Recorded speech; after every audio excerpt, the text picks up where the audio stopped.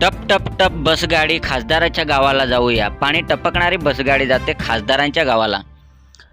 धडगाव तालुक्यातील धडगाव ते असली जाणारी पाणी टपकणारी बसगाडी बघून झुकझुक आगीन गाडी धुराच्या रेगा हवेत काढी पडती जाडे पाहूया मामाच्या गावाला जाऊया ही इयत्ता पहिलीची कविता आठवते.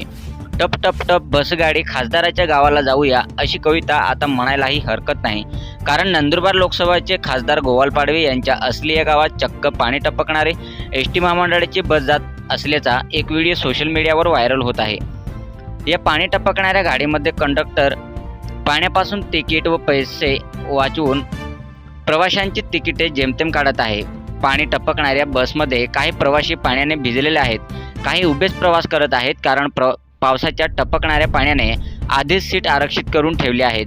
खड्डेमय रस्त्यावर खुडखुड करीत व पाणी टपकवत खासदाराच्या गावाला जाणाऱ्या बसगाडीची अत्यंत वाईट अवस्था झाली आहे. एस टी महामंडळाच्या लाल बसमध्ये साधारणतः सामान्य व गरीब लोकच प्रवास करतात. पैशाने श्रीमंत लोक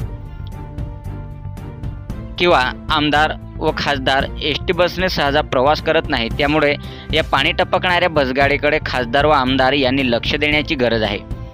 सन 2024च्या लोकसभा निवडणुकीत काँग्रेस पक्षातर्फे निवडून आलेल्या नंदुरबारचे खासदार गोवाल पाडवी यांचे असली हे मूळ गाव आहे.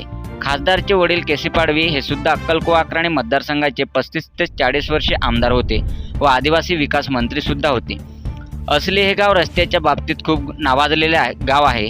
40 वर्षे आमदार राहूनही स्वतःच्या गावाला असली व अस्तांबा या गावाकडे जाणारा रस्ता अद्यापही केसी पाडवी यांनी बनवला नाही, म्हणून परिसरातील लोकांनी नाराजी व्यक्त केली होती. धडगाव ते असली रस्त्याचे खडीकरण व डांबरीकरण करण्यात यावे म्हणून बिरसा फायटर या सामाजिक संघटनेकडून याच रस्त्यावर घंटानाद आंदोलन करण्यात आले होते. आमदार व खासदारांच्या असली गावाकडे जाणाऱ्या रस्त्याबाबत आदिवासी बांधव सातत्याने तक्रार करत होते. आता चक्क पाणी टपकणारी बसगाडी असली गावाला जाते म्हणून तक्रार करू लागले आहेत.